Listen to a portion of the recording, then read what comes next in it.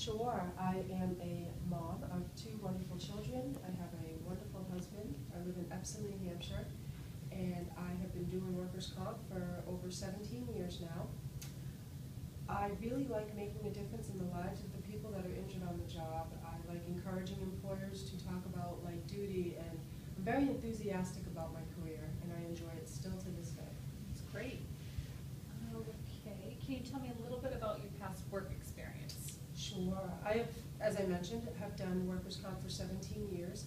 Prior to that, back in 1996 actually, I had done work in cardiology offices, pediatrician offices. Prior to that, as a child, I did restaurant work, cook, prep kind of thing after school. Done various different kinds of jobs throughout the years. Great. All right. Can you describe a time when you worked well on a team? Sure. The company I currently work with, we have many different adjusters that need to take vacations, and then you have covering adjusters that are assigned to those folks that are on vacation. When those covering adjusters are out for whatever reason, sick, unexpected situations come up, I'm the target person that will have to go and cover that person's desk. What that means is we need to assess the situation on what that adjuster that's out of the office, what their desk looks like. What tasks are necessary? First reports, paying bills, answering phone calls, any of that needs to be done. What we do is we need to make sure that we jump in and do what's necessary for the team. When that happens, I am responsible to make sure that when the person comes back from vacation, that their desk is clean and empty. If I am covering for the covering adjuster who was out unexpectedly, sometimes we need to go in there and check their desks as well. And when it's all done, the claimants and the business itself is taken care of. Great. Okay. All right. Tell me about a time when you had too many things to do and had to prioritize your tasks. As you know, being in the workers' comp field, we have to go for seminars and conferences. I know that there's a conference that we actually had to attend last week. It was a daily conference. It was a one full day out of the office conference. So what we need to do is we need to assess our desks. We need to make sure that we're proactive and the tasks that need to be done for the day of the conference are done before, or those different tasks can be rescheduled out appropriately. I work on my desk items, what is the most urgent that needs to be done first. Claimants don't understand that we're out of the office, and nor should they. It's not up to them to have to worry about different things being done. They just want to make sure things run smoothly, and that's our job to do so. Part of the preparation is I need to prepare my covering adjuster when I'm out to make sure that she has a list of any hot items or anything that needs to be addressed urgently. And the results of the actions that are taken are going to mean that everything runs smoothly on the desk. There's no providers that are not called back or anything, and then I come back the day after the conference and I'm okay as far as having things updated. There's not a lot that I need to catch up on, if you will. That's great. Okay. Tell me about a time when you had to go above and beyond the call of duty, and how did you handle the situation? I have, being in this business, I guess as long as I have, you deal with the occasional irate claimant, and I have had my share of phone calls, as any adjusters do. In this business, but there was one instance that actually occurred a few months ago. We had an adjuster in the office who had a very irate claimant. No phone calls were returned to this gentleman. His claim was denied, and the claimant wanted a manager. There was no manager available. Having the seniority that I do, I was asked to take the call. I did get on the phone call and introduce myself as to who I am. I'm more than happy to, try to defuse the situation, if you will. The claimant went into detail as far as what the situation was, and I listened. Sitting back and just listening, I think, to the claimant and trying to understand where their mindset is when they're upset is a task you have to learn. It's really hard to do. I went into his claim and pulled up the claim and was able to read the prior adjuster, or the current adjuster's diaries, and kind of look at all of the situations that were going on in the claim, and was able to explain to the claimant why the claim was denied, why the situations were, currently. And he was just more upset because he didn't get a call back.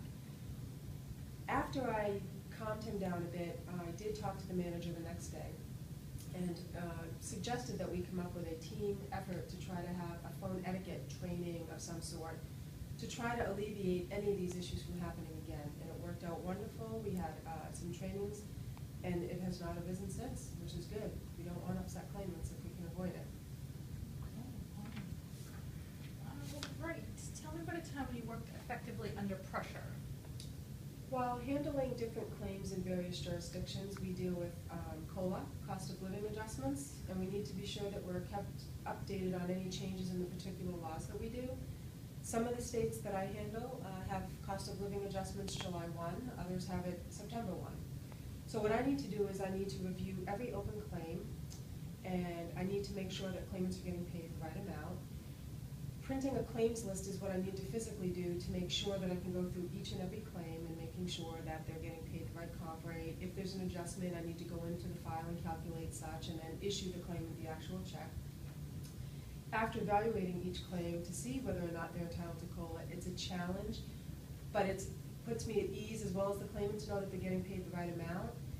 But also for me, it's important that I do well on my audits and I do that timely. It's a very time-consuming situation, but we need to do it when it's expected. And we try to do it as close to the change, the date that it's due as possible. Okay.